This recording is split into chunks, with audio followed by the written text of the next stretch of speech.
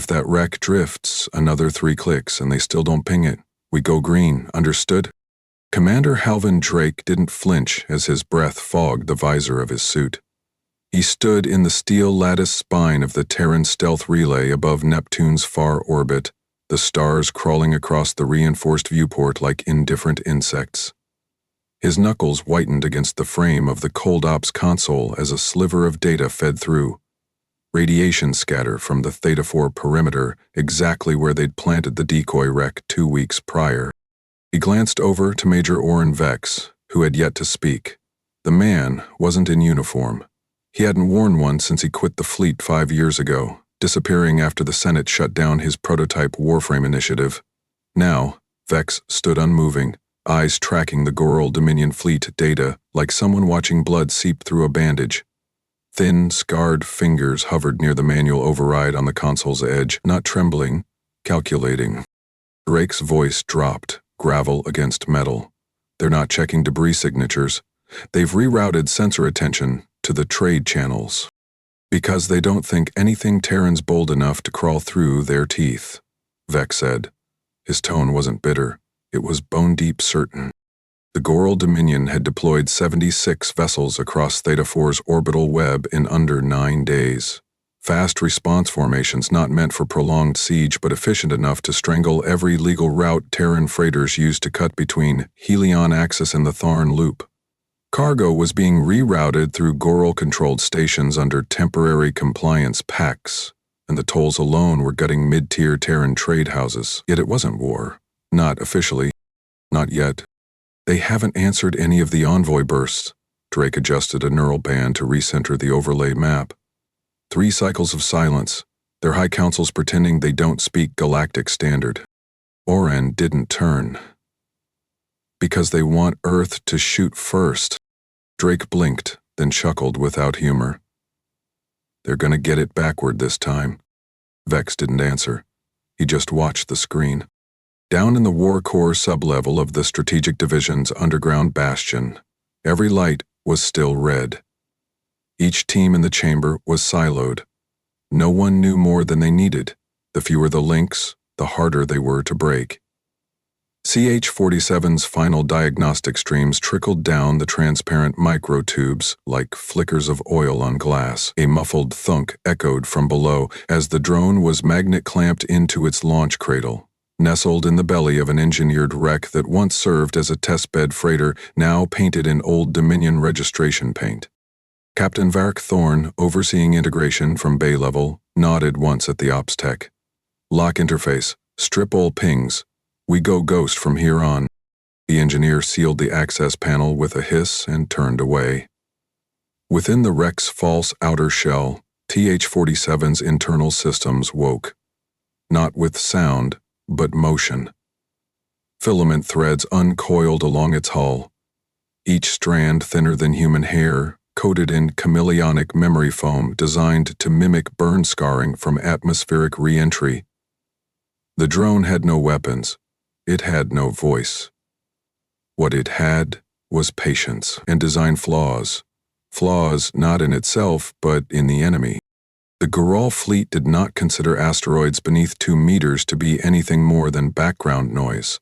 Their sensor calibration, effective during the Axaran border wars, hadn't been updated for 7 cycles, and their pattern filters relied heavily on reactive clustering algorithms. Which meant, in practical terms, if it didn't move aggressively or show energy signature variants, it wasn't worth pinging. A clip of an advertisement, which Arvain had skipped. The cruiser passed into Theta 4 range. It wasn't hailed. It wasn't scanned. One Goral cruiser actually adjusted slightly to avoid it as if giving trash the dignity of space. From the Terran relay post, Drake whispered. They marked it as debris. Vex leaned forward slowly. His expression didn't change. We're in. Hours later, Earth Strategic Division convened in Chamber 6, the secured level. No records were kept beyond the internal sensor logs. The chamber was dim, not out of secrecy, but because retinal overlays flared brighter against low-light surfaces. Defense Minister Jarn Holland leaned forward, bracing his palms on the smooth alloy table. I want to know, he said, exactly how this thing works before I sign my name to it. Oren Vex, leaning in the corner of the room with his arms folded, responded without ceremony. It doesn't attack. It doesn't transmit. It doesn't inject malware. It listens. It attaches to relay fins, shield junctions, and data sheaths. Then it copies external mesh behavior and mirrors it back with microscopic drift. The fleet won't detect it because the difference is too small to triple arms, but it's large enough to confuse inter-ship sync when it spreads. You're gambling on their own software turning on them. I'm not gambling, Vex replied. I'm using what they never bothered fixing. The minister sat down, visibly uneasy. And the end game? When it hits enough command nodes, the mesh logic will conflict with its own redundancy feedbacks. The fleet will mishear itself. Another officer across the table frowned. You mean the ships start disobeying each other? No, Vex corrected. The captains start disobeying themselves. By the next Terran cycle, the wreck had passed into the deeper part of the Goral formation. No one had flagged it. Goral escort logs noted its presence once, then deleted it automatically during a subcycle cleanup. TH-37 began latching onto exposed relay anchors across a patrol ship called the Morvek Tune. The ship had recently undergone retrofit, meaning its external layers were still undergoing resin hardening, ideal for filament adhesion. Oren Vex watched the live telemetry from the relay, tiny lights blooming across the wireframe model of the Morvek Tune. He knew those dots meant contact points. He turned to Drake.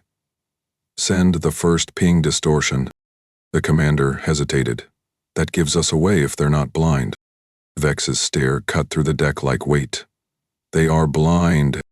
Drake turned to the relay tech. Do it. At the edge of the system, Goral Admiral Vokar's command relay lit with an anomaly ping. Not an attack, not even a ship. Just interference. Background scatter from a system drift. He waved it off without logging it. Too much Terran cargo floating out here. Bring up our junction integrity reports. His second officer complied. All stable. Comsync is locked. No traffic breach. He didn't know that the ping wasn't meant to be threatening. It was meant to see how they'd react. They'd reacted exactly as Earth hoped. In the cold core of Earth's relay station, Oron exhaled once, steady. His voice was barely audible. This isn't war. Drake raised an eyebrow. Then what is it? Vex didn't look at him. This is the start of the audit. Confirm filament deployment. I want eyes on every Goral hull seam we brushed. No missed contacts. None. Commander Halvin Drake didn't lift his gaze from the feed. He stood behind the operator grid at Neptune's cold ops relay, boots anchored to the magnetized deck, breath stiff with tension that hadn't broken since launch. The sensor streams ran in layered strips across his visor. Temperature variances, microfluxes in shield harmonics, packet noise from Goral subspace bursts. All looked ordinary. That was the point. 3 decks below, behind a sealed cradle in Launch Module 12, drone T-37 had shifted for the first time since its deployment. It hadn't turned on in the conventional sense. There was no power-up cycle, no audible systems check. Its activation came through a slow elongation of its internal lattice, the fiber skeleton twitching into movement beneath the wreck's exterior plating. Coated tendrils, thinner than nerve filaments, slid out across the shell's seams like roots seeking soil. Filaments extending. The tech's voice came from the side console, lower pitch, fast cadence. Micro-shear adhesive integrity holding. We're latching. Inside the visual uplink, the drone's view fed back through multi-angle pinhole sensors embedded within its frame. The Goral cruiser passing to port, the Voronjok, hadn't changed course. It emitted regular command bursts in native encoding, followed by soft pulses from its escort channels. No maneuvering alert, no deviation. Still logged as debris, Vex muttered. Drake didn't answer. The drone began its drift. Externally, the salvaged wreck looked old, pitted by orbital rust, its Terran origin barely legible under scavenger streaks. TH-47, detached now from its launch clamp, rode the subtle momentum shift engineered days earlier when its retro thrusters pulsed once, just enough to start movement. The false plating broke off in slow sequence, shedding outward in irregular arcs as the drone inside angled its slender frame toward the shadow underside of the Goral cruiser's stern stabilizer. It moved without propulsion. EH-47 used vector memory, tiny rotational bursts calculated during its passive orbit approach, to redirect itself toward the structural bay. There was no thrust trail, no emission, not even thermal bleed. What heat it released during initial anchor deployment was absorbed by a triple-baffled internal coil, then vented intermittently in shadow alignments with the cruiser's docking arms. The Dominion ship's external cameras recorded debris impact. Their filtering AI identified the mass as collision insignificant. Their alert threshold remained untouched. That was the second success. In Neptune orbit, beneath a lattice canopy of frozen sensor masts, the Cold Ops relay team spoke in clipped low tones. Overhead lighting had been dimmed to reduce iris lag. The air carried a mechanical chill from vent filters scrubbed so often they smelled of nothing. Even the vibration of the data columns, when each fresh burst of telemetry threaded through, was absorbed by the carbon steel floors beneath their boots. Lieutenant Rhines leaned closer to his screen. "We've got scrape confirmation. Filaments clinging to outer fin mesh, not flagged." Drake crossed the floor in 2 fast steps. "Which ship?" "Voronezh. Sector 8, port side, right above their fusion grid aperture." "And their system?" "Logged it, ignored it." Drake inhaled. The air wasn't stale, but it felt dense, as though the room itself was weighing responses. "Give me interface lag numbers, just from their fin relay. Don't touch comm layers yet." Rhines worked fast. The screen flared green along one band. 0.6 delay on 3 pulses. Could be jitter, could be noise, but it's the start, Vex said. He was standing against the corner bulkhead again, arms folded, not gloating, just watching something inevitable. On the cruiser Voronezh, ship AI prompted its maintenance node to issue a non-urgent relay recalibration.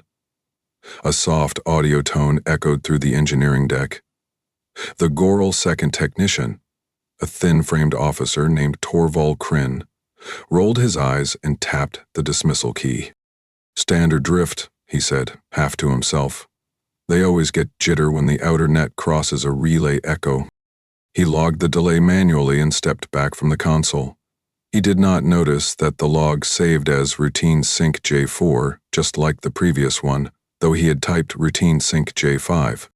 The neural mesh inside the ship's relay was already adjusting, subtly, slowly, trying to reconcile duplicate responses from a single node.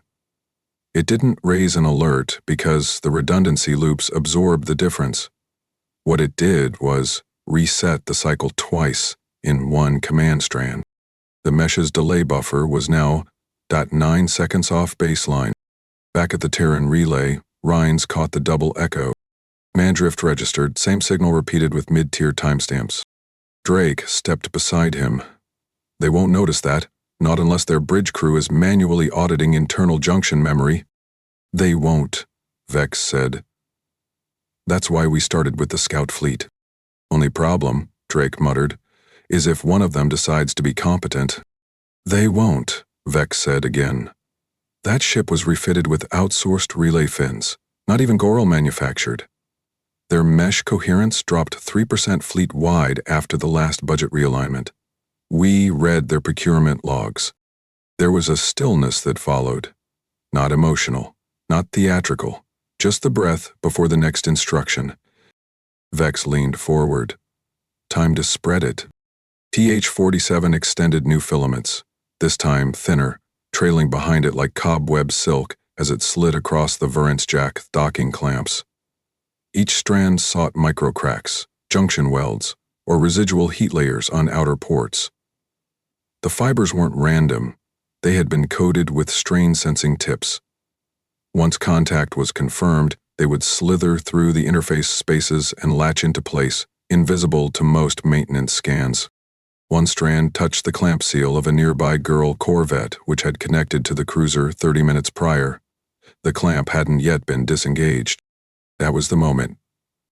The second ship now carried the seed, and not a single officer aboard either vessel had so much as looked outside. At Neptune Relay, Rhines turned. Secondary contact verified. It's spreading. Drake ran a hand over his scalp, eyes locked on the line data. No sensor flare, no flag in their junction logs. They think it's dust, Vex said. He didn't blink. Just orbital debris with a shadow. Drake didn't turn. And if someone runs a deep diagnostic? Vex answered without inflection. They won't. They're at 89% fatigue threshold. Most of their tech crews are on extended cycle rotations. The Dominion pushed too hard to secure Theta 4. They're stretched, and we're cutting through that stretch.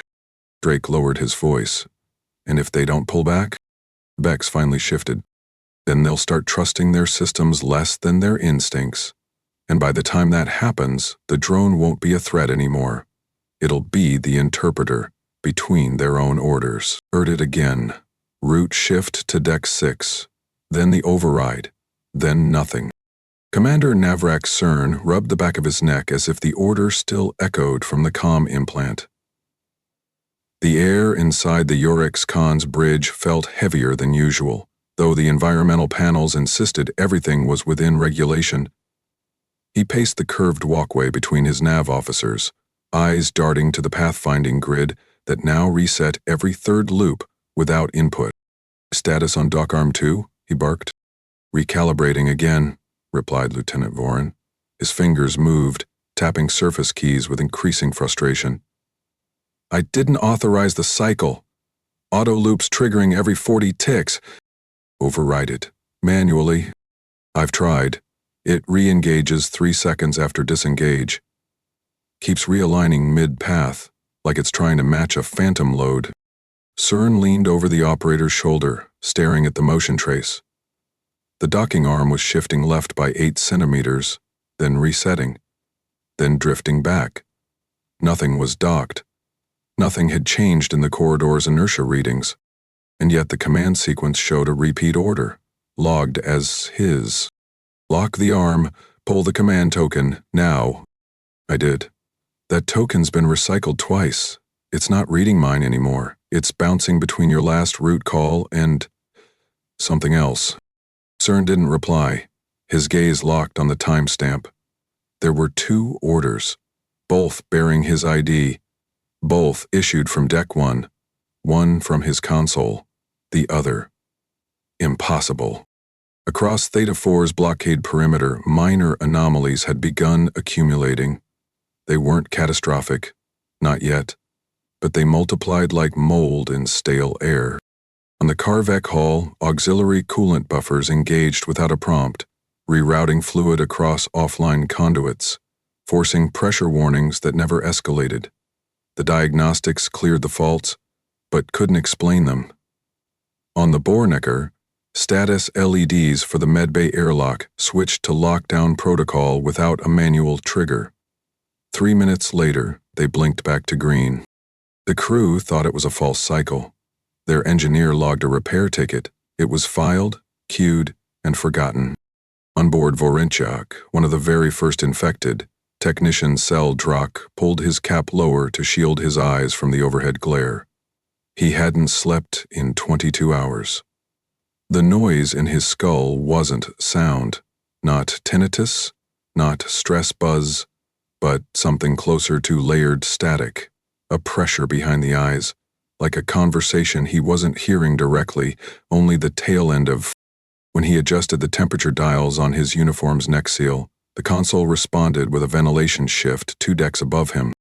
He froze. It hadn't misread the command. It had rerouted it. At Neptune Relay, Terran analysts watched the feed lines without speaking. Every blip of data came with a flicker of consequence.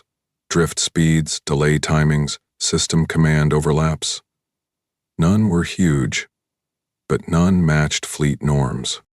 Lieutenant Rhines highlighted the deviations on a hollow surface, his fingers trembling now, not from cold, but anticipation. They're not seeing it, he said. None of them. Subsystem lags have spiked across 4 vessels. Junction sync is drifting on 3 others. Stress reg implants are pinging anomalies. Crew think it's fatigue. Drake stepped forward. And the AI? No alerts. Mesh is self-correcting and logging the errors as external jitter. Vex's gaze didn't leave the visual stream. That's the beauty of infiltration. It's not a kill switch. It's erosion. Inside the Yorexcon's command wing, Commander Cern tried to recalibrate the ship's nav route. His hands trembled once as he keyed in a bearing correction. The interface accepted it, then reverted it. No alarm, no protest. It simply went back to the prior version. His shoulders tightened. He leaned down to speak into the wall panel, activating the secure log recorder. Route inputs reversing, mid-path corrections overridden by duplicate command keys, not mine, no breaches, no breach alert. Either the ship's fighting me or something's copied my echo. He paused, then whispered it aloud, half to himself. Double orders. The lights in the chamber dimmed, not completely, not like power loss, just enough to force a blink. Cern didn't notice the shift in his own breath rate until his chest ached. Medical Bay 3 on the Karvik hull was half lit when Sub-Officer Rentelv stumbled through the door, gripping his temple. His eyes were bloodshot, fingers shaking, uniform collar unfastened. I need a check, something's off. Dr. Velkin turned from the display wall. Sit. Tal fell into the seat without grace.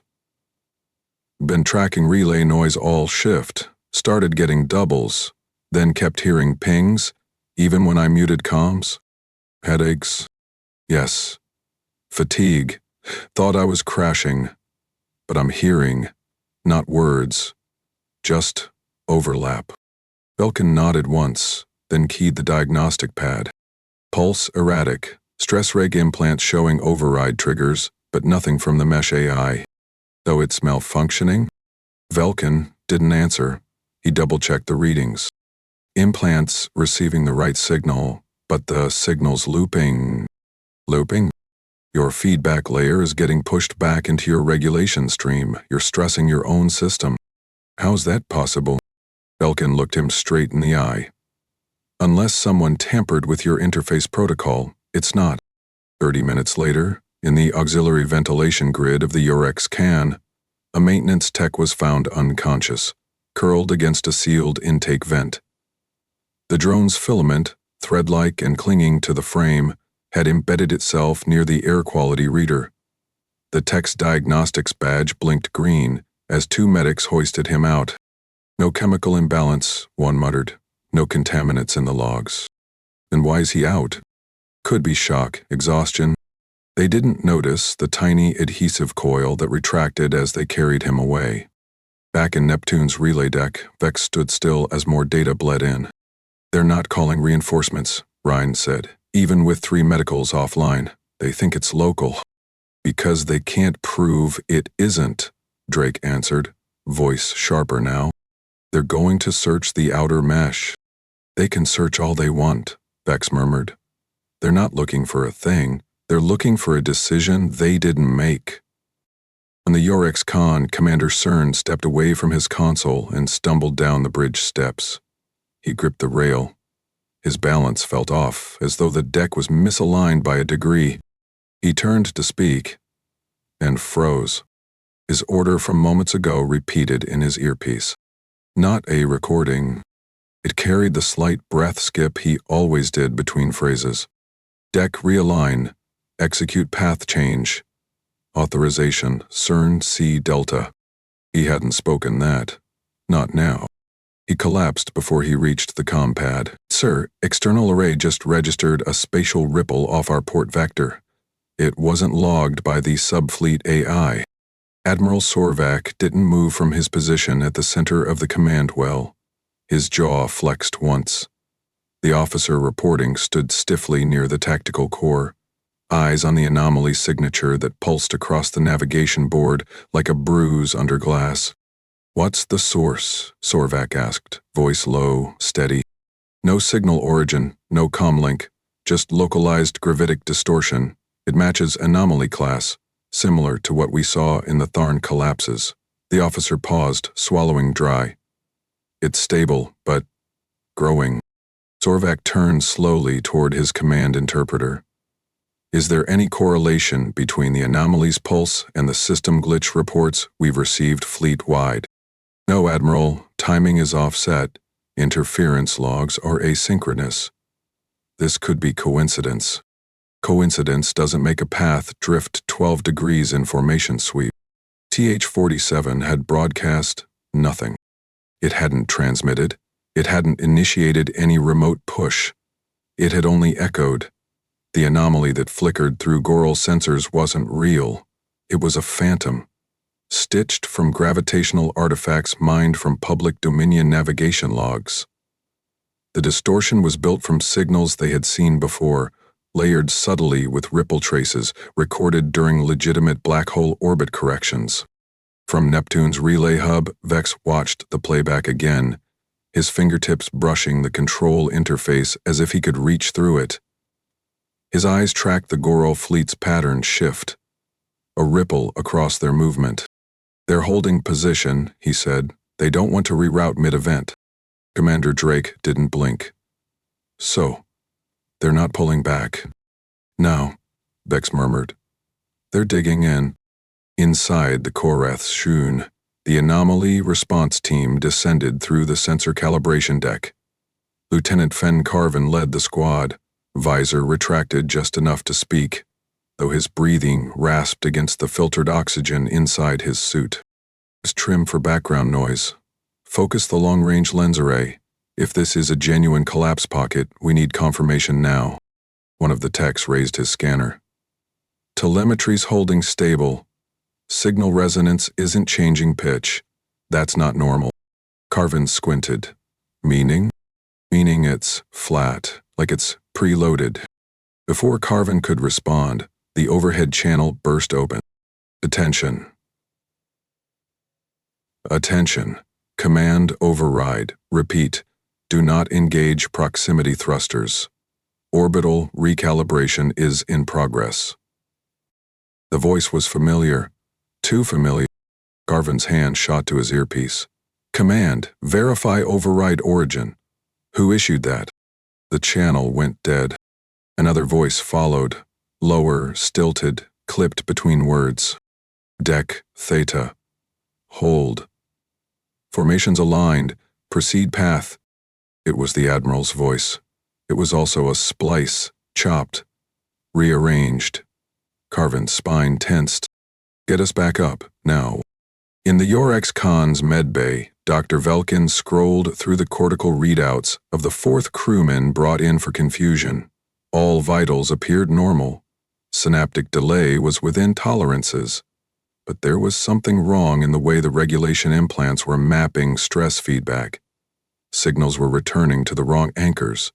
One internal response loop bled into another, creating emotional volatility in the command crew. They're not just tired, Velkin muttered. They're cross-wired. Explain, said the quartermaster, arms crossed. Their implants are receiving proper data, but some layer beneath is mirroring older states, replaying emotion patterns that should be dormant. Their stress systems are reacting to events that haven't happened.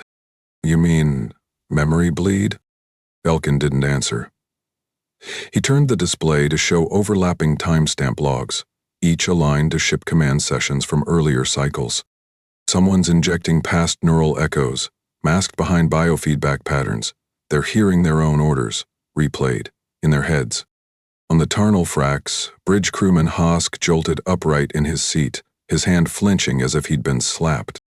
Commander, he gasped.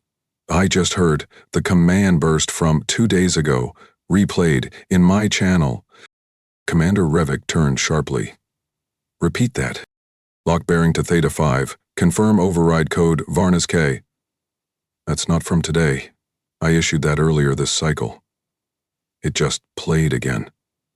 Same breath breaks, same pitch. Same background delay. Revik narrowed his eyes, checked channel log. Already did. There's no record of it broadcasting. It came from nowhere. Or from here. Revik said nothing. He simply reached for the emergency comm lock switch and activated bridge isolation protocol. At the Goral Fleet's core flagship, Admiral Sorvak ordered a full diagnostic sweep. All meshlink systems are to be temporarily frozen. I want internal traffic rerouted through analog tiers. No neural command passes until we've verified integrity of the relay cores. The order backfired. With neural synchronization disabled, command relays defaulted to backup hierarchy protocols. Those backups, now touched by TH-47's embedded filament logic, began cross-referencing stored audio fragments with operational parameters. They didn't override commands, they echoed them. As the Admiral issued new orders, older commands trickled back into the loop. Within minutes, junior officers were executing redundant course shifts. One helmsman adjusted bearing based on a command from 2 cycles ago. Another triggered a drift correction that destabilized the ship's orbital trim. "Who authorized Helm 5?" barked Sorvak. No one answered. The command had carried his own authorization key. In Neptune orbit, Vex leaned over the operations board. "They've triggered analog fallback." Drake raised an eyebrow. "You said that would slow the spread," Vex replied without blinking. "It slows awareness, not the infection." TH-47 began shifting its focus. It had collected enough audio fragments to simulate command chains. With minimal input, it threaded synthesized sentences into ambient relay loops, targeting maintenance bands, hydration alerts, and sleep cycle transitions. These weren't full orders. They were cues, whispers, half-formed, that made officers question what they remembered. And at the same time, its filaments worked deeper into the environmental matrices. The Korath Soon's bridge logged a brief thermal fluctuation. One deck experienced a 6-degree spike for 30 seconds. Crew dismissed it as ventilation imbalance. Then Deck 3 logged a drop of 8. Environmental diagnostics returned no errors. No one noticed that gravity control for Deck 1 had adjusted itself by 0.25%, straining ankle joints and balance stabilizers just enough to make 3 crewmen sit without knowing why. In the Admiral's command chamber, Sorvak stood alone, staring at the status grid. 3 officers missed command sync in the last hour, said his aide, reading from a report. One reported hearing you issue a combat alert, but the timestamp predates the incident. Sorvak spoke without turning. There is no anomaly out there. The aide hesitated. There's no event, no ripple, that's bait. He walked toward the interface wall. I want the fleet ready for relocation. Disable all passive relay communication. Go to hardline only. The aide nodded. Should I signal station command? Sorvak's voice dropped. Signal no one. If this spreads beyond the fleet, we lose more than control. We lose narrative. Inside the drone, TH-47's last command loop was already live. Its logic sequence now prioritized feedback shift, targeting moisture extraction logs, oxygen regulation cycles, and room pressurization systems. The bridge decks across 3 ships logged minor readings, just enough to seem like climate inconsistencies. They weren't errors. They were rehearsals. Shut it all down. Cut comms, freeze junction paths, seal every external port. I want this dreadnought dead to the grid. Admiral Sorvak's tone left no room for interpretation. The bridge of the Vorleklin fell into a synchronized response. Command staff scrambled to execute the lockdown manual. Overrides clacked. Internal doors locked with magnetic compression, and data streams halted mid-transfer. Operators transferred to hardened decks, built under the armored lattice. Reinforced corridors sealed behind them with airtight thuds. The Admiral remained upright in a central tier, backlit by overhead shields that dimmed as power rerouted to localized core sectors. He had disconnected the fleet's most advanced ship from everything. Begin internal reauthentication cycle. I want every relay, every processor, every loop logged fresh, he ordered. Shield harmonics rising, replied the systems officer. Full containment in 60 seconds. Data relays capped. No inbound or outbound pulses. He turned to the operations crew. From this point forward, we trust no system we didn't handwire. EH-47 was already there. It had passed into the Vorak lean through residual conduits days prior, left dormant as standby ventilation backup circuits during the fleet's resupply rotation. When the dreadnought sealed, its internal logic rerouted load-balancing traffic through thermal waste tubes that hadn't been purged. The drone's filaments had embedded themselves into those channels, resting until the surge activated reroute logic. As the ports closed, the path opened. It began migrating through sealed layers, coiling behind vent housings and unaccessed inspection joints, not by forcing, by mirroring existing diagnostics. Its path wasn't flagged because it mirrored protocols already running. In Crew Sector 3, Lieutenant Varn Terev floated mid-frame inside his chamber when the floor pulled out from under him. Not visually, physically. One moment he hovered in a sleep harness, reviewing prior shift logs on a hand minimum. The next, his ribs slammed against the left wall, his knee twisted as it hit the support girder. He cried out, sharp, guttural, grabbing the ceiling brace to right himself. He blinked rapidly. The artificial gravity had doubled, just in his quarters. On the other side of the corridor, Lieutenant Fornick's bunk dislodged, sliding across the room, slamming into the hygiene module. Alarms didn't sound. Terev activated his panel. Gravity control malfunctions Sector 3. We need correction. Immediate. The panel chirped, not with acknowledgement, but rejection. Request denied. Environmental parameters within operational range.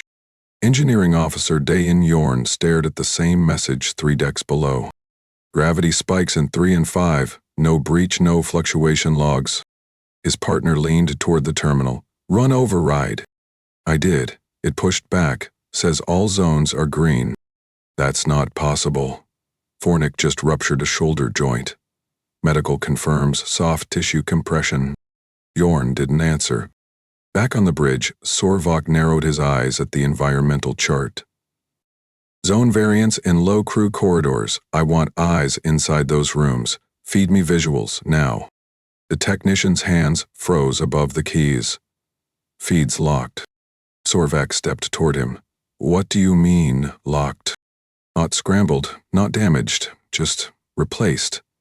The internal display showing what it showed 10 minutes ago. Inside the filtration matrix near life support, the drone coiled around the oxygen control manifold. Its filaments pierced the flow monitor interface. Not to shut it down, but to feed it delayed outputs. The room regulators would now receive recycled data loops, a subtle mismatch between what existed and what appeared functional. The ship's breathing system believed all was stable. But Zone 2's intake had dropped 22% oxygen density. No alarms triggered. Commander Feckmarn, posted outside Deck 4's maintenance lift, gasped as the air thickened. His eyes burned. He tapped the panel, requesting purge. The request failed. He toggled to emergency evac. A second rejection blinked. Authorization key mismatch. Clearance denied. He tried again, fingers shaking. Invalid command source. Retry from bridge node. He staggered back, hand pressed against the wall, lungs scraping. Emergency vent now. I can't. His voice cracked, vanishing into the stuttering hiss of a faulty valve groan. By then, escape pod AF-T7 had already failed its test cycle. Crewman Delk managed to reach the pod after manually overriding the corridor seals. His chest heaved, uniform collar unfastened, sweat soaking his sleeves. He threw the latch, punched in his escape credentials. The pod rejected the sequence.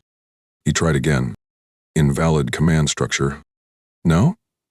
No, this is mine. I was cleared. This is my post. He slammed his palm against the pad, then typed in the Admiral's override. The pad buzzed once. Access granted. Preparing launch. The door hissed open. He unlocked again mid-seal. The latch refused to disengage. Inside the pod, the lights flickered, then died. Across the ship, random decks experienced environmental spasms. One corridor saw temperature drop to freezing, another rose to near fever levels. Nothing stayed long enough to be lethal, yet. But movement slowed, coordination fractured, medical bays filled, and then came the screams. In Command Chamber 4, Admiral Sorvak stared at the looping audio that now played through the upper comm grid. It wasn't an alarm. Not fully. It was a sequence of feedback bursts, recordings of shipboard requests, mesh-based clearance attempts, and half-formed bridge commands layered over each other in an asynchronous loop. Authorized deck shutdown. Repeat airflow. Clearance failed. Evac in. Then the screams began, bleeding through those same loops. Unedited. Unmuted. No one had inserted them. They were just captured. Ambient noise from decompression events on lower decks, caught by emergency mics, routed into the general broadcast matrix. And now, the entire ship heard them. In Neptune orbit. Vex leaned toward the operations relay. Status of the Vorak lane? Still transmitting logs, said Rhines barely above a whisper, but the packet size is bloated. Includes echo bleed, audio loopbacks, and recorded environmental rejections. Comms? Encrypted, but erratic. Vex tilted his head. It started to replay its own death. Admiral Sorvak stood alone now on the bridge. No officers, no lights. The last thing he saw on the interface before the visual matrix shut down was a single status line. Environmental override complete. He walked toward the last working panel and pressed the distress relay manually. Patience. It blinked red. Signal queued, launch blocked. He didn't say a word. He just sat down. The Vorakline no longer answered hails. Where it once held position as the Goral Dominion's most heavily fortified command dreadnought, it now drifted without purpose, hull lights flickering in irregular patterns. One deck lit, 3 in blackout, internal heat signatures dimming by the hour. No outgoing bursts, no system pings. The last recorded signal was a fragmented environmental readout that terminated mid-packet. 3 ships flanking it began experiencing similar malfunctions within 70 minutes. On the Delvorn TAS, navigational stabilizers initiated a continuous corrective spiral, locking the vessel into a torque that pulled the structural spine 12 degrees off alignment. Crew attempted manual override. The ship rerouted those commands to life support. Power rerouted again, this time to automated fire suppressant valves. They discharged across medical. No fires had been detected. The quarterdeck, sealed without reason, 5 officers were trapped inside for 40 minutes. 1 lost consciousness from hypoxia. Internal AI flagged the incident only after 3 alerts were physically scratched into the wall by a crewman who used the edge of his belt clasp. In the Karnak Vol, Senior Weapons Technician Draz Armon gripped his armrest, sweat sliding from his temple as he stared at the mesh response log. "It's not the circuits," he said through clenched teeth. "It's us. We're the interference." Beside him, his second-in-command had already pulled off his cortical mesh cap. Blood trickled from the scalp port just above his ear. "I think it's looping our commands before we give them," the man whispered. "Like it knows what we're going to press." Armon didn't speak. He reached under the console, unclipped the emergency cutter, and brought the heated blade to the base of his own neck. He hesitated. A moment later, he screamed. On board the Harvin Keys, 2 officers tackled their commander as he attempted to sever his own data link using a blunt instrument from a utility locker. His face had turned pale, veins raised, pupils unfocused. He repeated the same phrase. "It's using my access. It's already signed my name." At Neptune's Cold Ops observation post, the silence wasn't calm, it was calculated. Rhines adjusted the tuning fork array, amplifying unlinked distress signals being sent on analog spectrum bursts from multiple Goral vessels. They weren't digital, they weren't coordinated, these were raw voice clips, patched through static, buried beneath signal fog. He played the first, burning from inside. "No one's piloting, but the ship still moves. Air's heavy, Deck 4 won't open. Tried manual pull, got locked in again. And another. I can hear myself from yesterday. It's not me. I don't sound like that. Drake stood behind him, unmoving. Cut replay, he ordered. Rhines muted the console. These aren't fleet-grade channels. They've dropped all protocol and are broadcasting with emergency redundancy gear. This is manual. Some of them are yelling into intercom tubes and routing the signal out through analog relays. That's desperation. They're not coordinating? No, Rhines replied. They're pleading. Oron Vex stared out the side viewport. From this distance, the Vorak lean looked intact, still whole, still sovereign. But the flickers in its thermal layer told a different story. One by one, the other vessels orbiting it were repeating its decay, not in copycat fashion but in systems. Heat loss, interference bloom, isolation of decks, emergency loopbacks replacing real orders, signs of an infection following the exact routes mapped in the Terran sabotage model weeks prior.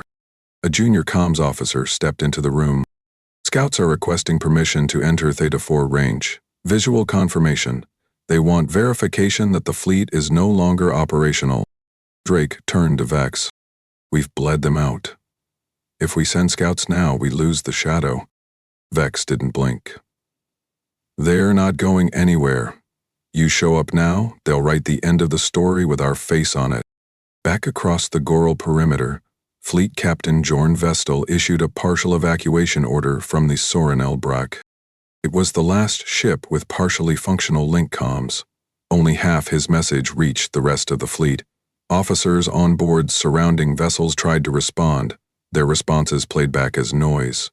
Others heard their own words rebroadcast hours later, inserted randomly into corridor announcements or looped across crew rotation alerts.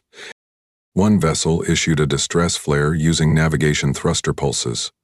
By the time anyone tracked it, the ship had powered down entirely. Escape pods remained docked.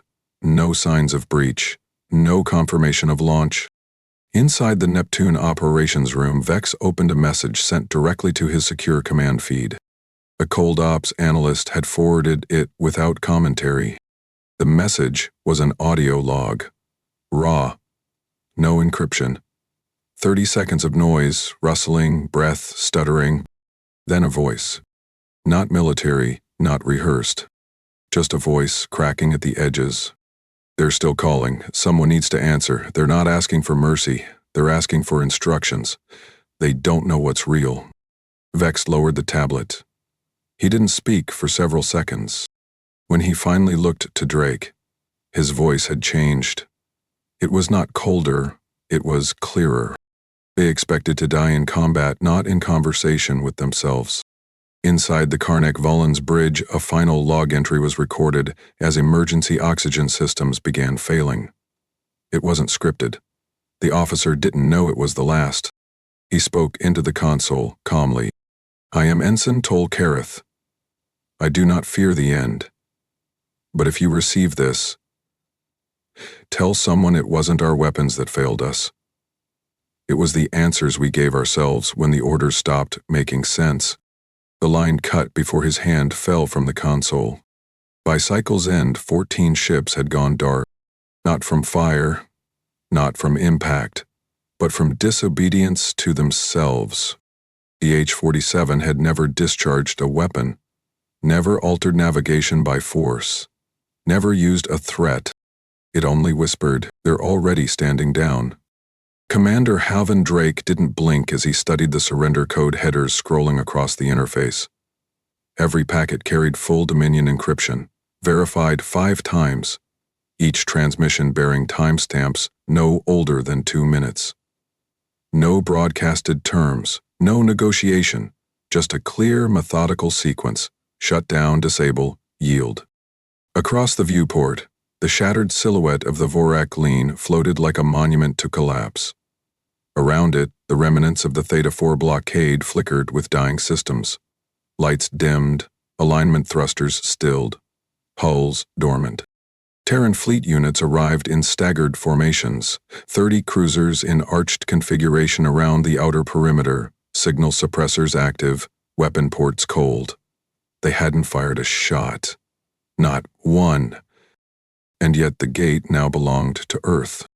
Aboard the Ilex Gravemount, the Terran flagship, Rear Admiral Radek Thorne watched the Goral escorts lower their shield frequencies without prompt. He didn't issue an advance order. He didn't have to. Communications Officer Ellen Verst kept her gaze locked on the screen. Third escort vessel just disabled its reactor. Main weapon arrays detached from grid. That's 6 in total. Thorne's brow creased. No resistance? They're not even trying to scramble fighters. He exhaled. Confirm gate command handoff. Verst nodded. Control node has been shifted to Terran protocol. The Dominion Zone routers rerouted. Compliance tagged under Neutrality Clause Zeta-47. He turned slowly. So we now own the gate, without triggering clause breach? No formal war declared, she confirmed. Thorne looked away from the console, toward the debris ring that had once been the Goral fleet's command sector. Nations. Send nothing back to Earth yet. Let them sit with the silence first. Goral survivors were escorted under joint inspection protocols to Terran command barges. No chains, no words. Some walked without needing direction. Others had to be lifted from cryocots, still under sedation following psychological trauma assessments. Out of 221 flagged officers across 14 ships, 93 refused reintegration when Dominion retrieval vessels finally docked. They didn't defect, they didn't plead asylum. They simply declined. "You want me back on the mesh?" one officer whispered, voice trembling as he stared at the open compad. "You want me to sink again after hearing myself give orders I never thought? I'll take exile. I'll take nothing." His Dominion handler didn't answer. Cold Ops teams operating under full sensory blackout boarded the inactive wrecks with minimal gear. They didn't touch anything until data siphons confirmed environmental stability. Filament residues had decayed into carbon traces, indistinguishable from atmospheric grime. The drone was gone, physically, but its impact was everywhere. Black box data told the story. Not mechanical failure, not mutiny, a mental fracture orchestrated through command interference and stress loop corrosion. One vessel's records showed an officer giving 4 different orders in under 30 seconds, all from separate decks. Another captain's log contained a full paragraph she claimed never to have spoken, her voice matched, but time-stamped during REM sleep hours. Each ship bore variations of the same affliction, systems that mimicked trust, weaponized familiarity, and frayed command clarity until nothing felt authentic. Cold Ops recovered one log clipped in desperation, an audio scratch from a ship's intercom system. "We weren't beaten. We became irrelevant to ourselves." Oren Vex stood in a pressure-stabilized corridor of the Terran observation carrier Kepler-19, watching transfer logs finalize. His coat was still stained from 3 rotations ago. He hadn't changed. He hadn't spoken to any press liaisons. He hadn't filed for debrief. Commander Drake approached, stepping slowly beside him. "You broke them," he said, tone quiet but not cold. "From inside. And now we hold Theta 4, without a ship lost, without a casualty reported." Vex kept his eyes on the viewframe. "You still think it matters who dies if the fleet stops functioning before it ever fires?" Drake folded his arms. "You don't think this is victory?" "This wasn't war," Vex said, jaw locked. "This was a systems test. We gave their command logic a virus shaped like familiarity. We didn't destroy them. We made them question their own alignment until their instincts felt like betrayal." Drake was quiet for a moment, then exhaled through his nose. "Command wants to issue honors. They want to put your name on it. They want your face back on the public stage." Vex didn't turn. "I want reassignment. Somewhere quiet. Orbital station development. Structural work." Drake blinked. "That's not command material." "I'm not command," Vex said. "I'm the reminder they never wanted to build." That evening, Vex submitted his final field report. He wrote no summary. He signed no commendation request. His last statement, sent in plain text file format, contained one line. "I didn't build that to kill them. I built it to prove they would never see it coming." The report was archived under silent category flag Delta Shade OI. Only 3 names held clearance to read it.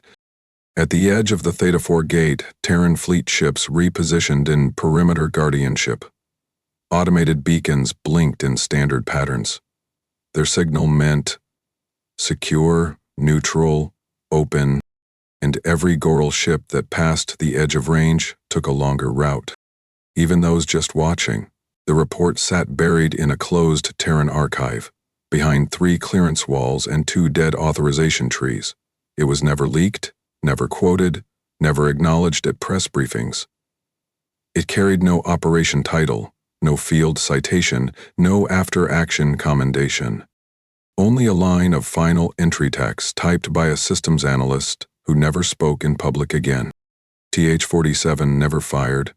The fleet fired upon itself. 3 weeks after Earth claimed control of the Theta 4 gate, the Goral Dominion issued a galaxy-wide update to its orbital inspection protocols. Every registered vessel was required to engage in a mandatory 34-step debris classification cycle before approaching station boundaries. Mineral dust was scanned twice. Ice flecks were subjected to thermal resonance testing. Even orbital drift paths of small inert hull fragments were redirected to secure burn zones. Their dreadnoughts now turned toward shadows that never moved. At their outer colonies, families were barred from conducting private remembrance or wreckage retrieval without clearance tags issued through the new Autonomous Anomaly Prevention Bureau, a department created for one purpose: to look at everything and trust nothing. They called it vigilance. Their officers called it aftermath. Operation Stray Lens was never repeated. The drone had done its job. There was nothing left to prove. Earth's Strategic Division shelved all records of the prototype, buried the research beneath obsolete project tags, and locked every neural mesh replica behind firewall cells that couldn't be interfaced without direct retinal authorization. It wasn't fear of exposure, it wasn't ethics. It was the knowledge that a second use would render the idea common. Oren Vex didn't argue. He left the program 2 days after Theta 4's closure ceremony, refused every speaking engagement, declined every internal offer of military consultation. He didn't vanish, he transferred. Orbital transit design wasn't glamorous. There were no honors, no visibility. Vex took his assignments in quiet sectors, always volunteering for reconstruction work, bridge interface repair, and long-cycle station calibration. His name never appeared in the credits. No signature was left in any of his code. At the 23rd Interstellar Ethics and Treaty Compliance Summit, held in neutral orbit between the Delphian Passage and Vulgran Rift, a Goral representative stood before 600 political delegates. Half of them Terran. He tapped his finger once against the table, hard enough to silence the crowd before he spoke. "I'm not here to debate treaties," he said. "I'm not here to dispute sector ownership, but I will ask a question." He looked toward the Earth delegation. "What happens when the humans stop building weapons they can control?" No one answered. Not because they didn't know. Because everyone in the room remembered that it wasn't the weapons that killed Goral Command. It was the trust between their own crew. One of the recovered ships, the Urex Khan, was placed in orbital display over a neutral station. The command deck remained sealed. Visitors weren't allowed inside. There was no exhibit, no narration, just a slowly rotating shell, cleaned and stabilized, left suspended in the exact orientation it had been found. Not a scar on the hull. But nothing inside worked the way it was supposed to. A delegation from the Axaran Union once requested to board it for study. Earth approved. The Axaran engineers returned silent. They submitted no findings.